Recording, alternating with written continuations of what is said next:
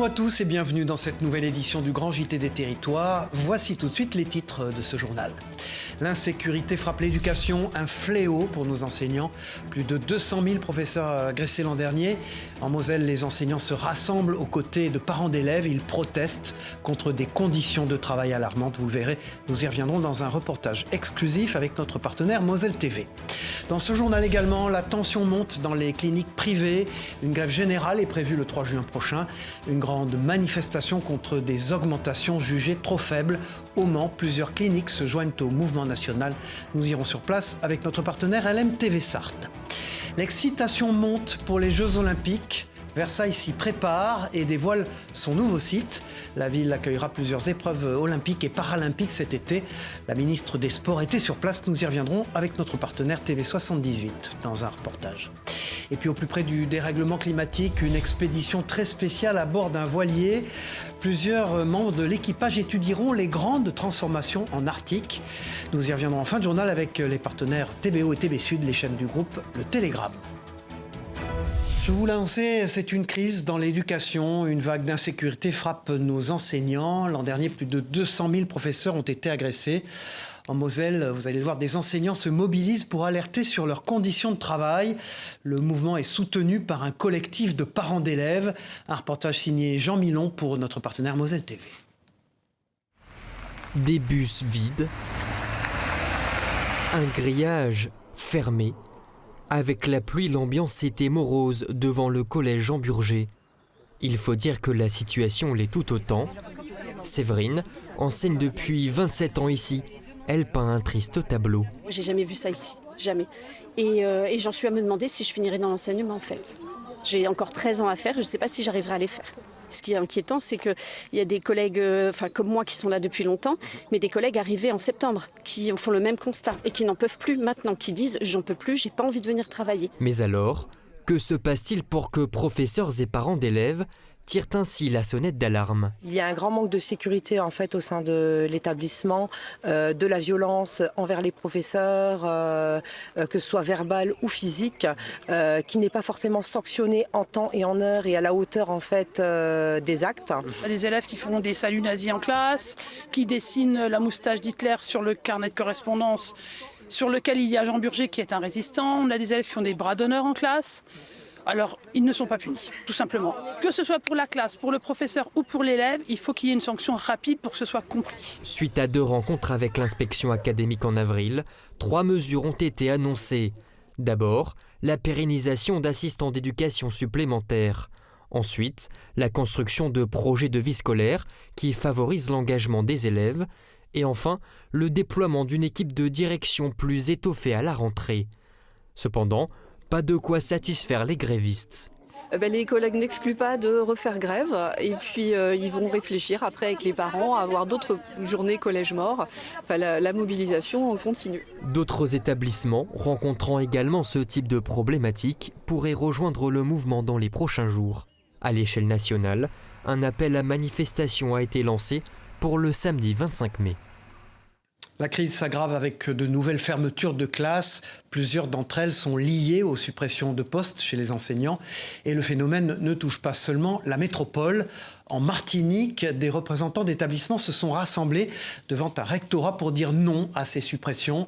Un reportage de Diana François Eudoxy pour notre partenaire via ATV sur place. Dire non à la suppression des classes. Professeurs, parents et même quelques élèves manifestent leur mécontentement devant le rectorat. Si par exemple on est 30 d'une classe, il n'y aura pas assez de place pour chaque élève. Surtout que les classes ne sont pas très grandes, il n'y a pas beaucoup de tables, de chaises et surtout pour le brevet ça va vraiment gêner. La suppression de 60 moyens d'enseignement, une diminution qui correspondrait à la baisse démographique des élèves en Martinique. 600 élèves en moins, prévus l'année prochaine selon les derniers chiffres avancés par l'Académie. Le raisonnement n'est pas bon selon les syndicats enseignants. Le rectorat fixe des seuils qui sont très arbitraires, qui ne tiennent pas en considération de l'humain, c'est-à-dire des difficultés des élèves et des élèves aussi plus difficiles qu'on va rassembler dans des mêmes classes et qui risquent de dégrader l'ambiance de travail. Des seuils déterminés en fonction du statut de l'établissement. est contestée par le corps enseignant. Une délégation représentative des 15 établissements mobilisés est reçue dans la foulée par la rectrice. Globalement, nous avons les moyens. Par contre, là où nous devons faire un diagnostic très fin, c'est établissement par établissement, classe par classe, pour regarder comment, dans certains cas, quand il y a des classes qui peuvent atteindre certains niveaux, 25 en éducation prioritaire renforcée, 25 en éducation prioritaire ordinaire, 30 en éducation non prioritaire, comment là, on peut accorder au mieux des moyens pour ces établissements. Les chiffres annoncés pour la rentrée 2024-2025 sont encore incertains. Ils dépendent des inscriptions. Un diagnostic précis sera effectué fin juin pour apporter des solutions aux établissements scolaires concernés par les suppressions de classes. Et puis la fièvre monte dans les cliniques privées. Les directions appellent à une grève totale à partir du 3 juin prochain. Une contestation due à des augmentations trop faibles de leurs actes. Une réévaluation de 500 millions d'euros est réclamée. En Sarthe, plusieurs cliniques se joignent au mouvement national. Un reportage d'Alexandre Ferrer pour notre partenaire LM TV Sarthe sur place. Après l'hôpital public, le secteur privé de la santé prévoit à son tour une mobilisation historique. En Sarthe, la clinique du Pré et le pôle santé sud appellent à la grève à partir du 3 juin. Les raisons, une revalorisation annuelle des tarifs de la sécurité sociale trop faible, plus 0,3% de hausse dans le secteur privé, 14 fois moins que dans le secteur public. De quoi mettre en difficulté certaines cliniques. Ce que l'on craint, c'est que les cliniques les plus fragiles soient amenées à mettre la clé sous la porte, vous m'excuserez l'expression, et que pour les cliniques qui sont peut-être un peu moins fragiles, elles seront dans l'obligation de devoir faire des choix et d'identifier probablement des services, des activités qu'elles ne pourront pas continuer puisqu'elles seront chroniquement déficitaires. En 2023, 40% des cliniques privées étaient en déficit, une part qui pourrait grimper jusqu'à 60% en 2024. La clinique du Pré, elle, ne compte pas en faire partie. Ça va avoir des conséquences forcément financières pour l'entreprise. Elle n'est peut-être pas en déficit, la clinique du Pré, mais il va y avoir des choix à faire puisqu'il y aura une rentabilité qui va être érodée avec cette augmentation des charges et pas du chiffre d'affaires. Autre crainte, le départ du personnel médical du privé vers le public. L'augmentation de 4,3% de tarifs pour le public va permettre d'augmenter le personnel du public, ce qui va creuser encore un écart avec notre personnel à nous aujourd'hui. En attente de réponse du ministère de la Santé, le pôle Santé Sud et la clinique du Pré prévoient 3 jours de grève à compter du 3 juin. Les différentes interventions prévues du 3 au 6 juin sont alors reprogrammées, mais les malades les plus fragiles pourront tout de même continuer d'accéder à leurs soins. Et puis, à quelques pas du Palais Bourbon, ce mouvement s'est réuni afin de dénoncer le traitement réservé aux enfants de l'aide sociale à l'enfance. Dans les rues de la capitale, ils étaient nombreux à s'exprimer sur le silence autour des enfants décédés pendant leur parcours à l'aide sociale. Aujourd'hui, près de 400 000 jeunes sont concernés par cette aide qui vise à garantir les besoins fondamentaux. Maltraitance, suicide, drogue, le collectif déplore les nombreux enjeux. Pour l'occasion, l'ancienne ministre de l'Enfance, Laurence Rossignol, était au micro de notre partenaire 20 minutes TV. Je vous propose de l'écouter. Bien sûr que l'État doit se saisir. Moi, de mon point de vue, l'État s'était déjà saisi quand j'ai porté la loi de 2016. Je considérais que l'État devait être le pilote de ces politiques, que la protection des enfants est du régalien et non pas simplement décentralisée. Et que cette compétence donnée au département telle qu'elle est gérée aujourd'hui aboutit à beaucoup de disparités, beaucoup d'inégalités d'un département à l'autre, des enfants qui sont mal pris en charge, des procédures aléatoires, des juges pour enfants, ils viennent de le dire, dont les décisions ne sont pas suivies des faits. Et puis cette année marque le 50e anniversaire de l'élection du président de la République, Valéry Giscard d'Estaing. L'ancienne première dame, Anémone Giscard d'Estaing, témoin privilégié de son épopée politique, nous avait accordé une interview exclusive il y a quelques temps dans Territoire de France sur TV5 Monde. Cet entretien sera rediffusé lundi prochain, le 20 mai à 17h sur TV5 Monde. Elle nous conte notamment ses précieux souvenirs de l'élection présidentielle de son mari. Je vous propose d'écouter Anémone Giscard d'Estaing dans cette interview exclusive. Est-ce que vous avez conscience que vous avez appartenu à l'histoire des années 70, dont on dit que toutes les études d'opinion, quand on interroge les Français, y compris et surtout les jeunes, trouvent qu'elles étaient des années de grand bonheur. En effet, je pense que c'est le fait que mon mari a été élu jeune après une succession de présidents âgés et en mauvaise santé. Donc ça a redonné un peu du dynamisme aux Français et je rencontre encore souvent en effet des personnes qui me disent « Ah, mais en 74, j'ai fait la campagne et on était tellement enthousiastes ». C'est vrai que ça a laissé à beaucoup de gens un souvenir de renouvellement. Tout à fait autre chose. Les Jeux Olympiques approchent à grands pas et Versailles dévoile son nouveau site. Le parc du Château accueillera 3 épreuves olympiques et paralympiques cet été. La ville s'y prépare depuis maintenant 2 ans. Plusieurs représentants politiques étaient d'ailleurs sur place. Regardez ce reportage de Mathilde Francou et de Patrick Jacques de Dixmude pour notre partenaire TV78 dans les Yvelines. Une vue unique et royale pour les Jeux équestres de Paris 2024. La ministre des Sports, Amélie Oudéa-Castéra, et le ministre délégué chargé de l'Europe, Jean-Noël Barrot, étaient en déplacement sur les installations olympiques dans le parc du château de Versailles. On a vu beaucoup de fonctionnalités dans les aménagements réalisés et au global, vraiment, c'est extraordinairement prometteur. Je crois qu'on a sur ces tribunes là, qui vont accueillir plus de 20 000 personnes, 40 000 personnes le jour du cross, une perspective sur le canal, le château qui est absolument unique. On a la démonstration éclatante ce matin que c'est bien une nouvelle perspective que nous donnent ces Jeux Olympiques et Paralympiques 2024 sur le patrimoine naturel et culturel des Yvelines. C'était également l'occasion pour la ministre des Sports et le président de Paris 2024 de revenir sur les dernières polémiques qui ont secoué le site olympique. Début mars, l'inspection du travail avait interrompu le chantier car les conditions de sécurité pour les ouvriers n'étaient pas garanties.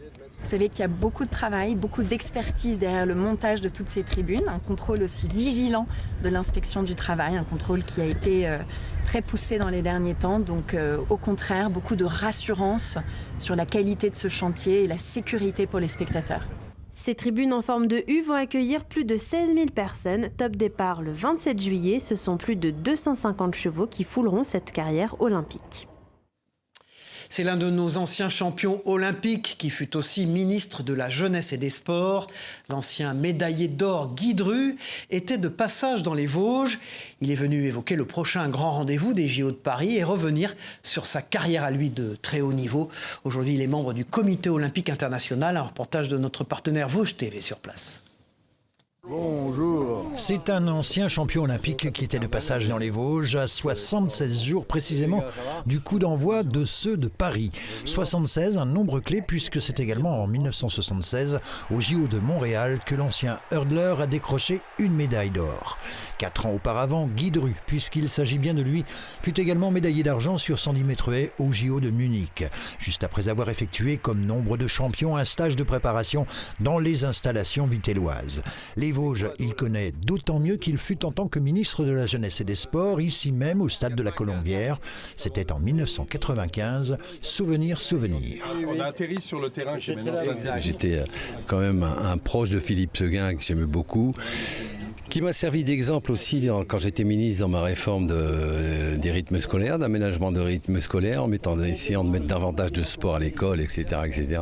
Guy Dru répondait à l'invitation de la Ligue d'athlétisme du Grand Est et de l'Athlétique Vosges du pays de Mirecourt, et c'est pour évoquer ce prochain grand rendez-vous olympique et en faire la promotion qu'il était donc de passage dans le département. On n'a pas résisté à lui demander quelles étaient les chances de médaille de la France. Le fait de le faire ça à la maison, ça aura un effet mobilisateur pour beaucoup. Ça peut avoir pour certains d'entre eux un peu l'autre aspect inhibiteur, c'est-à-dire qu'ils subissent trop la pression, etc., etc. Mais je suis pas inquiet. Cela dit, je suis pas pour le décompte des médailles. On est à un niveau qui est le nôtre. C'est quoi la 4e, la 5e ou la 6e place au niveau mondial. C'est bien, quoi. C'est pas la peine non plus de rêver. Cap vers le Grand Nord dans ce JT. Comment mieux comprendre l'impact du dérèglement climatique? Au départ de Brest, un groupe d'explorateurs se lance dans une expédition scientifique très spéciale à bord d'un voilier, vous allez le voir. L'objectif, c'est étudier l'Arctique où les transformations naturelles apportent de véritables preuves du réchauffement. Nos partenaires TBO et TB Sud, les chaînes du groupe Le Télégramme, étaient sur place. Et si on veut rebloquer, l'avantage d'avoir un tour mort, c'est que toute l'attention elle est sur le taquet et pas sur vos bras. Dernier conseil avant de partir pour le Groenland avec ce voilier. L'association Unimondo embarque à son bord scientifique et médiateur pour étudier le réchauffement climatique dans le Grand Nord. En fait, il y a beaucoup de scientifiques qui étudient l'impact du réchauffement climatique en Arctique, sauf que souvent ils vont en avion, ils vont en gros cargo où le moteur tourne pendant des jours et nous on veut leur donner l'opportunité de réaliser leur protocole scientifique de manière décarbonée. Un départ d'expédition qui s'est fait à Brest. Durant 4 mois, 6 projets scientifiques et un documentaire vont avoir lieu sur cette embarcation. La thématique de l'expédition cette année, c'est les couleurs de l'Arctique. Avec la fonte des glaces, on a du coup une diminution de la part blanche et on a plus des couleurs brunes, vertes, terre ou végétales qui arrivent. Et ça a plein de conséquences scientifiquement parlant sur les animaux, sur l'état physico-chimique de la mer. Une fois les amarres larguées, le navire se rendra à Dublin pour aller naviguer jusqu'en mer du Groenland. L'association a déjà fait 2 expéditions scientifiques, une Groenland Sud et une en Islande. Donc là, ça c'est la 3e et c'est celle vers laquelle on sera sur les latitudes les plus nordiques qu'on ait jamais fait. Donc on va aller à la limite banquise, donc on ne pourra pas aller plus loin en bateau à voile que ce qu'on va faire là. Un périple qui est à suivre sur les réseaux sociaux, Unimondo Expédition. Voilà, ils sont de véritables stars dans la baie de Somme. Ce ne sont pas des acteurs, mais c'est la plus importante colonie française de phoques. Les mammifères sont devenus une attraction touristique à part entière. L'espèce est protégée depuis plus de 50 ans et les guides nature restent très vigilants pour protéger cette faune locale. Un reportage de notre partenaire WEO TV, la chaîne du groupe La Voix du Nord. La journée commence à peine à la pointe du Hourdel que déjà les visiteurs se pressent. Les pieds dans le sable et jumelles en main, dans l'espoir d'apercevoir les locataires les plus prisés de la baie de Somme. Je suis venu avec ma fille spécialement pour voir les phoques et puis profiter un peu de la bord de mer pour faire un peu de voile. On fait un peu le tour de tout ce qu'il y a à découvrir. Donc oui, ici, on est venu exprès. Ouais. Romane est guide nature. Elle embarque ses touristes à la découverte des phoques gris et veaux marins, des mammifères devenus emblèmes de la côte picarde. Au loin, quelques silhouettes familières se dessinent. Et vous voyez, ils se mettent toujours tout près du chenal où est-ce qu'il y a de la profondeur pour pouvoir fuir en cas de besoin. Ils savent pas, est-ce qu'on va les voir, pas les voir. Ils arrivent, on leur dit, regardez, ils sont là, ça c'est toujours merveilleux. Environ 600 phoques veaux marins et 400 phoques gris occupent le versant sud de la baie de Somme. Ici, ils trouvent nourriture et reposoir naturel pour se prélasser. Un régal pour les curieux. C'est sympa surtout de les voir dans leur milieu naturel. C'est vrai que c'est ce qu'on recherche aussi, autrement que dans des zoos ou d'autres structures. Une quiétude naturelle aussi belle que fragile. Chaque année, les touristes viennent par milliers observer la colonie, approchant parfois de trop près les mammifères contraints de trouver refuge dans l'eau. Un risque majeur notamment au printemps quand les phoques sont en période de reproduction et certaines femelles gestantes. Certaines personnes vont venir pour prendre des photos tout près, s'approcher. La maman, elle est dans l'eau, elle viendra pas. Elle va pas se rapprocher de son petit. Si les gens restent, elle va finir par s'en aller, il peut y avoir des abandons. Alors Romane rappelle chaque fois les règles de bonne conduite en baie pour préserver la plus importante colonie de phoques veaux marins de France, espèce aujourd'hui protégée. 300 mètres, c'est la distance réglementaire pour observer les phoques sans les déranger, bien qu'il suffise parfois d'ouvrir l'œil pour se rendre compte qu'ils ne sont pas si loin. Et puis saluons cette nouveauté dans le monde des médias régionaux avec ses éditions Hexagone de France Antilles et de France Guyane. Connu pour ses quotidiens et magazines en Martinique, en Guadeloupe et en Guyane, le groupe poursuit son développement et propose désormais un hebdomadaire à destination des ultramarins de l'Hexagone. Cette semaine, c'est une sur les étoiles de Cassave qui brillent pour Jacob. Une édition spéciale, comme vous le voyez.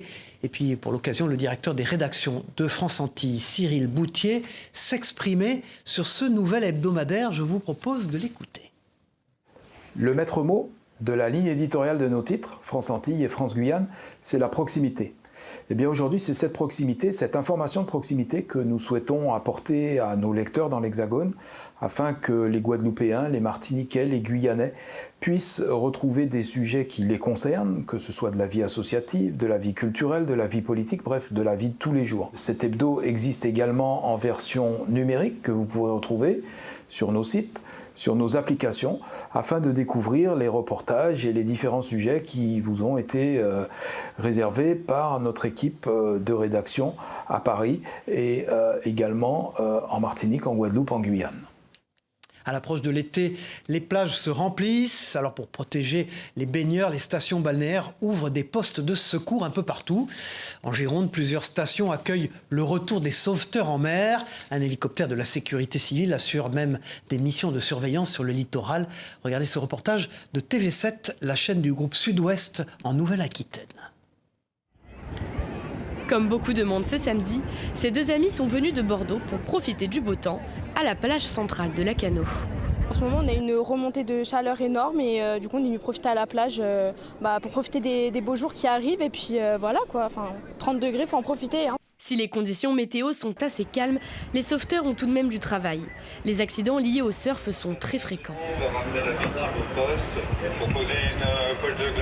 Ils sont 8 pour surveiller l'ensemble de la plage, répartis entre le poste de secours et sur le Polaris, qui intervient pour récupérer les blessés. Vu que les conditions sont plutôt calmes dans l'eau, on va être sur des malaises, donc des gens qui vont rester très longtemps sur la plage sans forcément s'hydrater comme il faut. Et ensuite, des accidents de surf, vu qu'il y a des petites vagues, donc ça donne très vite envie d'aller surfer, d'aller profiter des vagues. Les CRS étant mobilisés pour les Jeux Olympiques cette année, plus de 300 sauveteurs ont dû être déployés sur les plages de Carcan, Montalivet et Lacanau pour la saison. On a perdu sur la Gironde à peu près une cinquantaine de sauveteurs CRS. Ce qui nous embête, c'est sur les plages urbaines où on a besoin d'un poste de police. Après, en termes de compétences pour aller à l'eau, on a des chefs de poste et des adjoints qui encadrent des belles équipes, mais qui sont formés pour ça. Mais on a déployé tous nos moyens de sécurité. L'hélicoptère Dragon 33 est positionné à quelques centaines de mètres de la plage. Et on en profite aussi, puisque les conditions de mer ne sont pas extraordinaires, donc pour faire de la prévention. Les plages sont pour l'instant surveillées les week-ends de midi à 18h30 avant de passer en horaire d'été 11h-19h à partir du 6 juillet.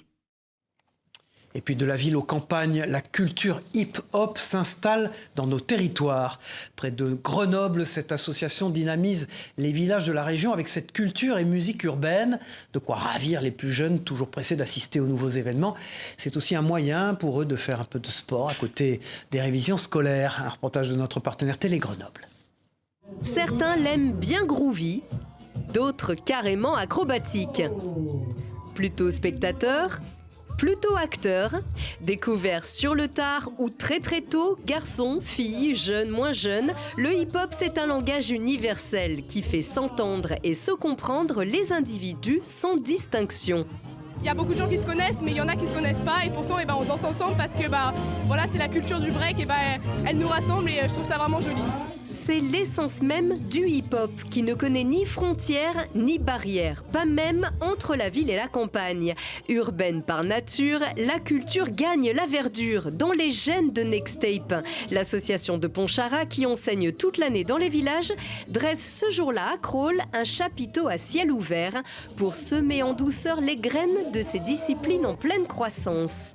L'idée c'est d'aller proposer des initiations hip-hop, des démos de danse des élèves des villages dans lesquels on se déplace et puis des spectacles de compagnies pro, semi-pro. Avec le sourire de la pédagogie, du partage, la base du breakdance, sport artistique olympique au JO de Paris. Un sport de haut niveau, de compétition, où les adversaires se challengent en s'encourageant, en se félicitant. Un sport comme aucun autre, construit sur le socle de la solidarité. Il y a un esprit de compétition, il y a l'envie de gagner, il y a l'envie de défier. Et vu que c'est souvent un gros engagement physique et mental, il y a une forme de vraie combativité. Mais une fois la compétition terminée, souvent ça se check, ça vient échanger, c'est bon esprit. Forcément ici on se défie un peu, mais l'essentiel est de participer, de se lancer. Qu'importe son expérience, son style, les timides se désinhibent, applaudis par les plus aguerris qui régalent toutes les générations de toutes les tendances. Et du petit Baby Freeze au grand Thomas, on ne compte pas les années avant de se régaler. L'aventure révélée dans les années 80 n'a pas fini de grandir. Et puis retour sur ces images exceptionnelles des aurores boréales qui ont illuminé nos territoires. Elles ont été provoquées par une importante éruption solaire qui a dessiné des traînées de violet et de rose dans le ciel du pays.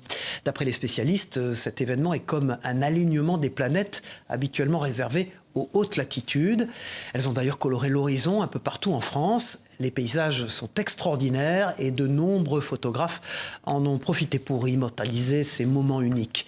Un phénomène rare qui a captivé les amateurs de beauté céleste. Voilà, c'est la fin de cette édition. Merci à vous de nous avoir suivis. On se retrouve très vite pour une nouvelle édition du Grand JT des Territoires. Au revoir à tous.